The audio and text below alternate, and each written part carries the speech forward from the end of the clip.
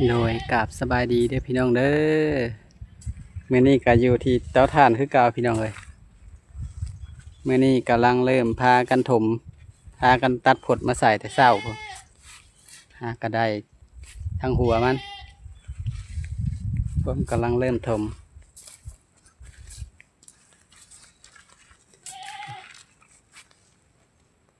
ผดก็เริ่มอึดยามนี่ได้ใบหยังก็เอาใบอันนั้นใส่เพราะว่ามันยามแรงมันเหี่ยวแล้วใบหยังก็ได้ขี้เลื่อยก็บ่ฮู้สิพอหรือบ่เนาะใส่ไปเบิ่งก่อนถ้าบ่พอก็ไปหาทางอื่นมาใส่น้ำ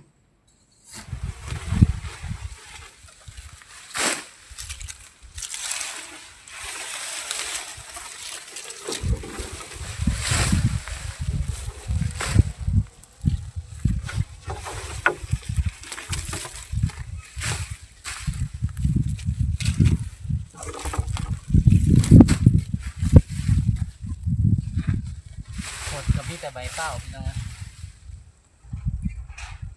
แนวแทนเม็ดก็เอาเสือห่ออันที่คนขนาด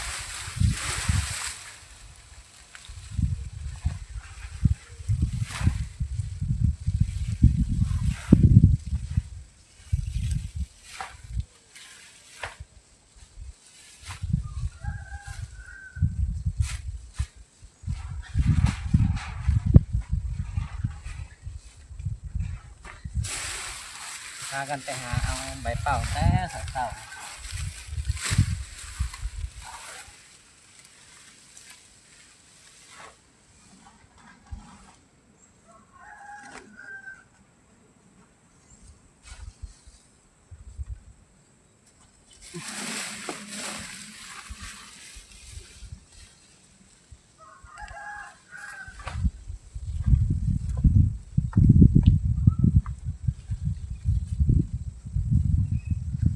ปุ๊กสีหนาๆเนี่ยอย่ามันรู้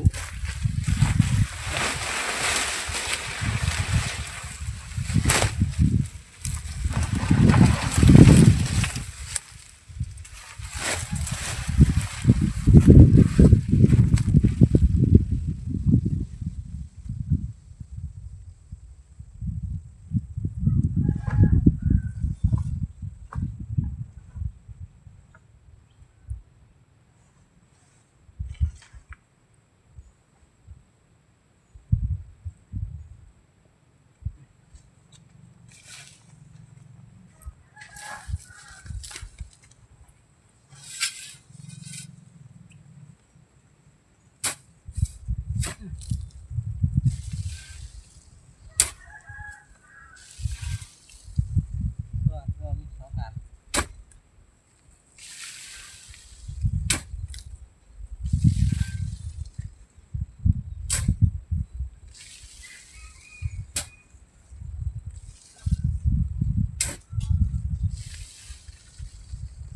เรียกตากแดดคือเก่าพี่น้องกระเทินที่บ่ฮดน้ำสิฟันมันก็ฮดน้ำไว้ต้นตึกจังสุ่มสำนีพี่น้องก็ได้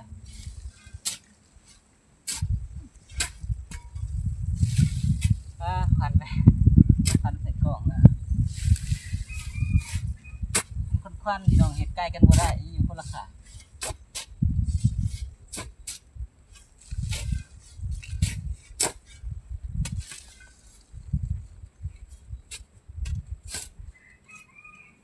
ทางนี้เปียกด้วยทางนี้บ่เห็นหน้าเห็นตาได้พี่น้องเด้อจักยิ้มจักหัวใส่ไหมใส่ผ้าห่อหน้าอันที่ฝุ่น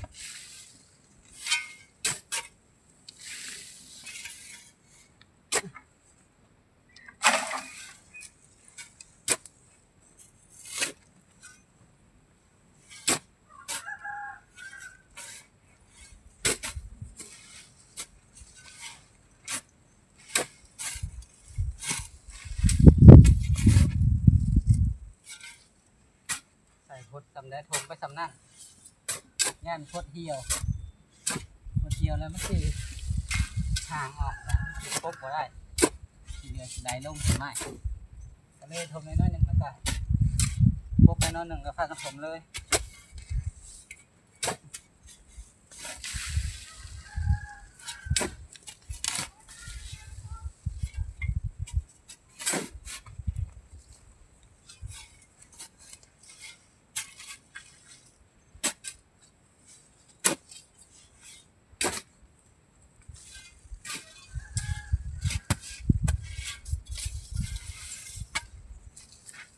เปลี่ยนข้างพี่น้องเหมือน ใส่ไม่ถึง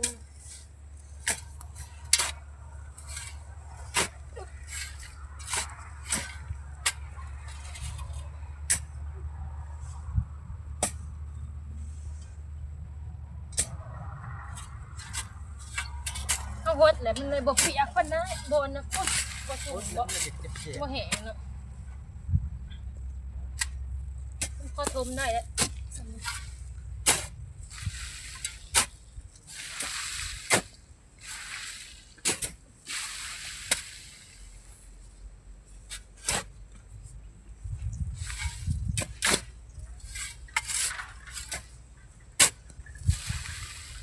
มีสีเบิดมือเรื่องนี้ไม่ได้เห็นยังผมจะใส่นี่แหละแรก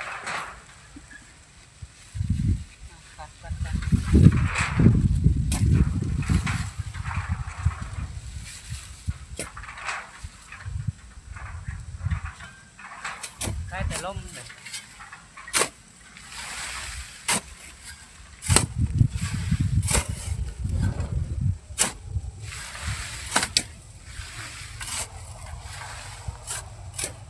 ลายทางไปเนี่ยพี่น้องก็เลยว่าสวยๆเลยไปหันไปหนีเกิดสิได้โทมก็สวยค่ะกินคนใหม่ก็คือสิบพอดอกทมอันนี้แล้วก่อนเนี่ยมันเหี่ยวถิ่ม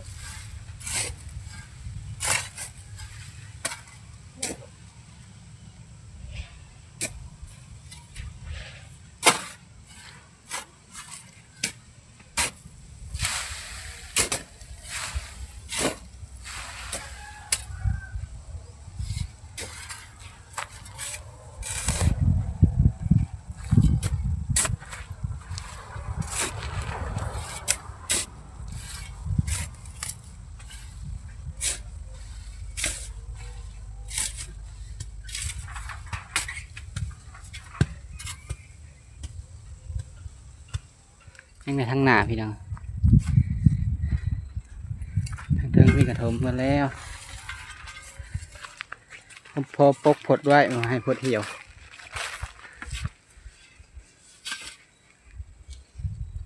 ผดรถหนึ่งก็ได้บ่หลายเพราะว่ากับบริษัทเต็มรถแน่พอยันใส่ห่างแล้วก็ยันมันลุก็เลยใส่ทีๆก็เลยเปลืองผดก็ได้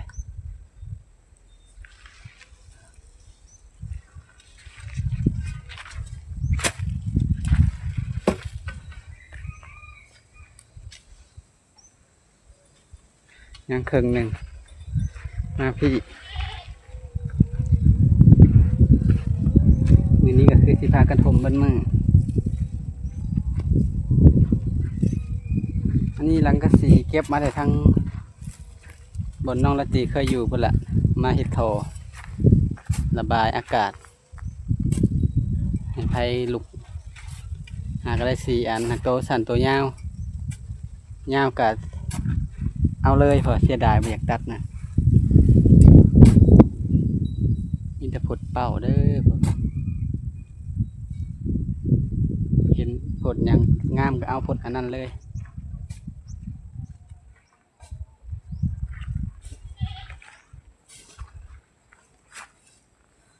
บรรยากาศก็อยากเอาเนี่ยพี่น้อยอยู่ใกล้ๆนี่ก็มะกอกก็งามงามบ่ยำนี่สิเป็นยำมะกอกสุกเนาะบ่อึดยำนี่ตกมายำอึดก็หาใส่เจียวก็บ่มี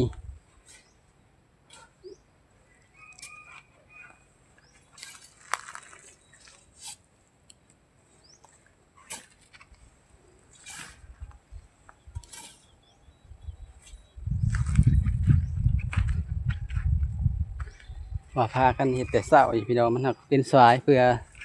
เขาได้ไปหาผดเพื่อมาหอดเพื่อมาปกเพื่อถมกับพอดีทรายเพื่อแล้วเพื่อที่ได้จูดกับบ่แมันง่ายหลายขั้นตอน เป็นเตาเริ่มใหม่ในแห้งหยาพี่น้องเพราะว่าเพื่อหาหันหานี่หาขี้เลื่อยตัวนักกระมุกหาขี้เลื่อยนี่แหละพอขั้นบ่มีก็ยากคันมีแล้วก็เตาหน้าก็สำบาย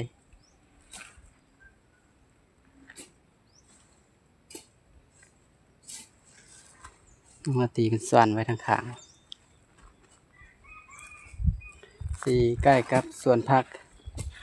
เอ้ยสาเด้อพี่น้องข้างในสิเป็นพักเพิ่นแต่กะบ่เป็นหยังดอกเพราะว่าเฮา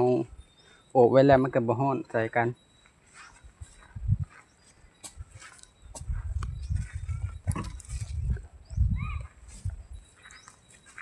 ทากันหุดเฮ็ดเป็นห้องหุดไว้แต่มื้อวานนี่หุดให้มันซุ่มคันสั้นล่ะควันกว่านี้เพราะว่ายังแดดๆซะมื้อนี้มันก็สิซุ่มๆแน่เฮาพากันโพดน้ำแล้วก็ได้หลังจากที่เอาขึ้นอีกนี่ก็สิพากันโพดน้ำอีกพี่น้องเอ้ยโพดให้มันเปียก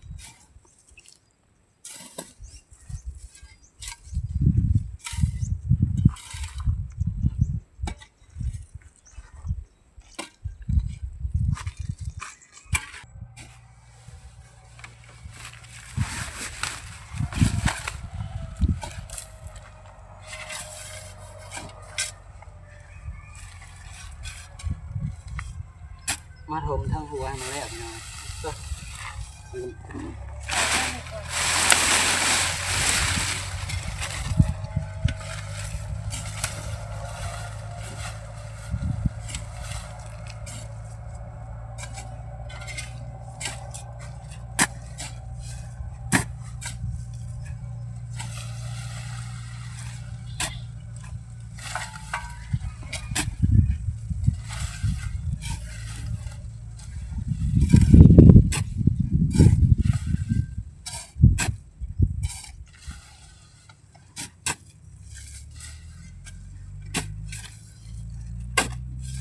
ได้บ่จังเนาะถ้าบ่หาแป้งของเนี่ย มันบ่แห้งมันบ่เปียก มันสั่งให้เพิ่มเลยบ่ ผ่านนะมันสิได้ใส่นะอีกอันหนึ่งเลยได้เอาผดใส่กระทงแล้วตอนนี้จงไว้ใส่โทนนี้เนี่ยผด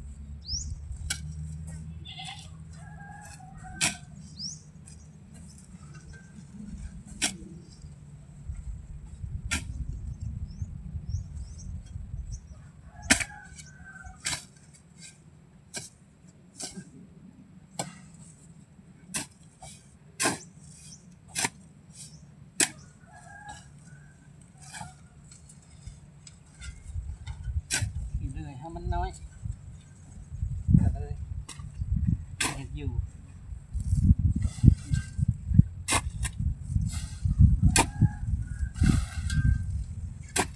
น้ำก็เบิดนะมันมีน้ำจับมันก็เป็นก้อนไหลเข้าเก่า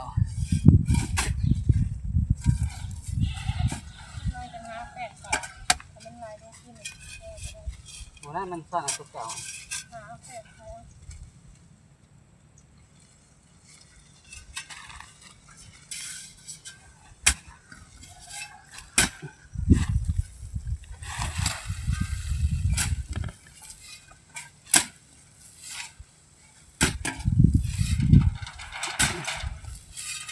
กินเลยฮะมันน้อยมันก็เลยบ่อยู่มีแป้งกับลังกะสีก็ได้นี่ครับ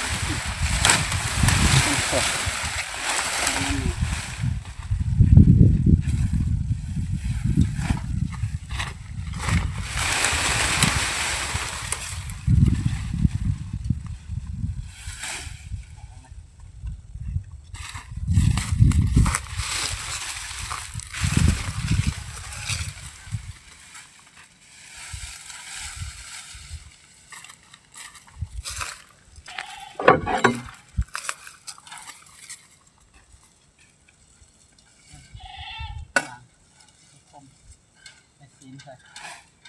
ง่ายอย่าง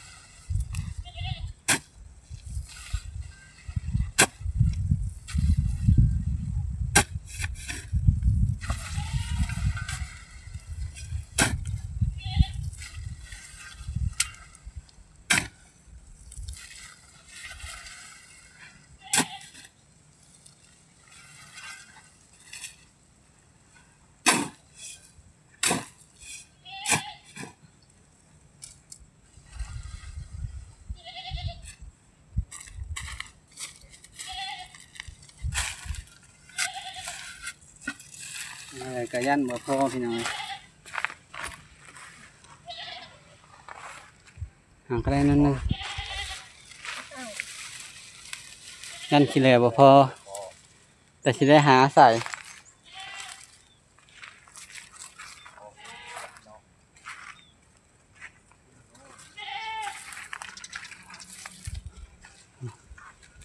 ได้ยินแต่เสียงแบ่เป็นห้องนั่นนะเลี้ยงแบ่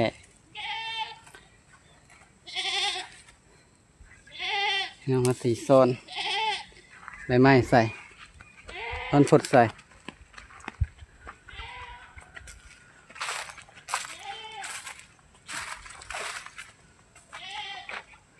นี่เครื่องหนึ่งพี่น้องซ้อนใส่เครื่องหนึ่งก่อนเพราะว่ายันขี้เหร่บ่พอบ่พอขายบ่พอทั้งปากมันพุ่นกันซ้อนใส่บรรยากาศร้อนๆพี่น้องเอ้ยมื้อนี้แดดแท้แดดว่าไหม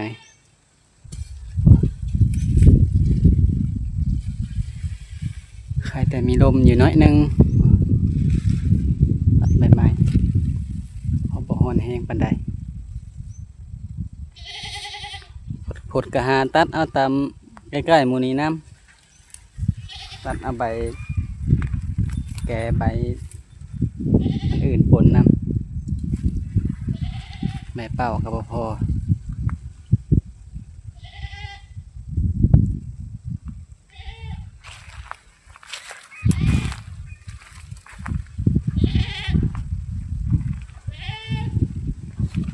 ที่เลื่อยก็ดีที่ยังได้ซ้ำนี่พี่น้อง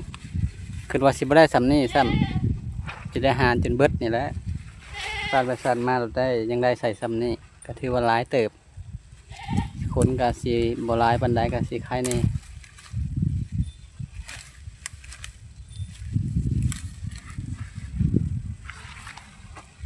มาตีมาซ่อนใส่ตำขางมาเนี่ยแหละพี่น้อง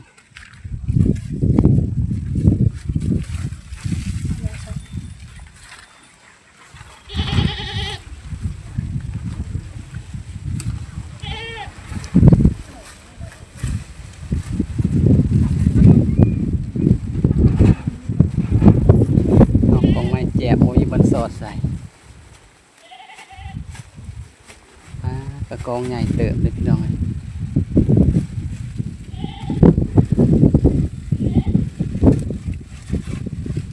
เอามาระบายอากาศบ่พอซ้ำตัดมา4 อันหามาเติม